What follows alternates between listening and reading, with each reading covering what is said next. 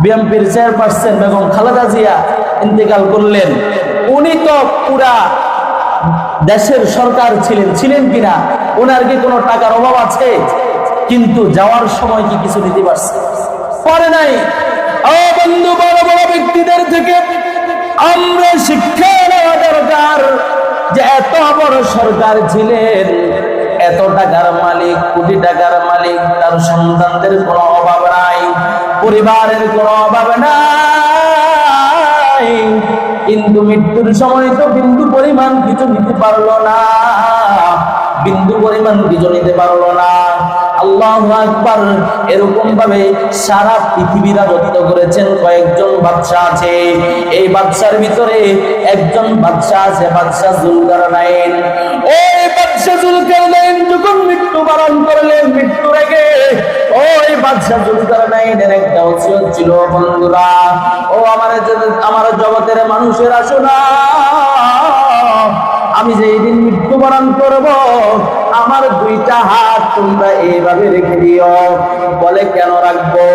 ভিতরে মেয়েরা তাকায়া তাকায়া দেখে মুসলমানদের সারা পৃথিবীর রাজত্ব করেছে এরকম বাদশাহ, সে এরকম ভাবে আরো খাওয়ার জন্য হাত পেতে আছে, নাউজুবিল্লাহ।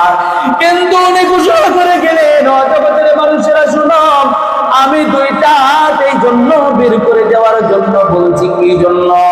বলে আমি এত বড় সারা পৃথিবীর বাদশাহ, এই সারা পৃথিবীর বাদশাহ আমি যখন মৃত্যুবরণ করলাম, আমি মৃত্যুবরণ করার পরে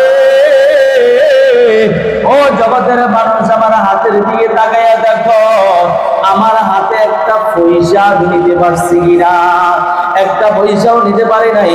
এই জন্য এক কবি বলেন, হালাল হারাম না মানিয়া কত টাকা করছো কামাই, এত টাকা রাখবা কোথায়? কাপড়ের তো পকেট নাই। কাপড়ের পকেট আছে?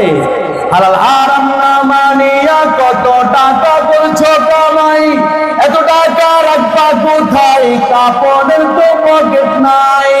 তোর পিছে মহা বিপদের সংকেত আছে, ওরে মানুষ হইছ বেহুশ দুনিয়ার পিছে, কি জবাব দিবি রে তুই আল্লাহর কাছে?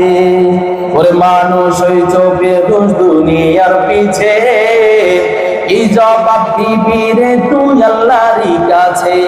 রাত দিনে দৌড়াদৌড়ি বিশ্রামের সুযোগ পালাই, নামাজ রোজা দূরের কথা আল্লাহর নামটা মুখে নাই। তোর পিছে মহা বিপদের সংকেত আছে, ওরে মানুষ হইছ বেহুশ দুনিয়ার পিছে, কি জবাব দিবি রে তুই আল্লাহর কাছে? এই জন্য আমরা দুনিয়াকে এত বেশি ধরতে যাব না যেন আমার আখিরাত ধ্বংস হয়ে যায়। আল্লাহ তাআলা আমাদেরকে দুনিয়ার মুহাব্বতকে কমিয়ে আখিরাত নিয়ে চিন্তা ফিকির করে আমাদেরকে জান্নাত অর্জন করার তৌফিক দান করুন। ওয়া আখিরু দাওয়ানা আলহামদুলিল্লাহি রাব্বিল আলামিন। আসসালামু আলাইকুম ওয়া রাহমাতুল্লাহ।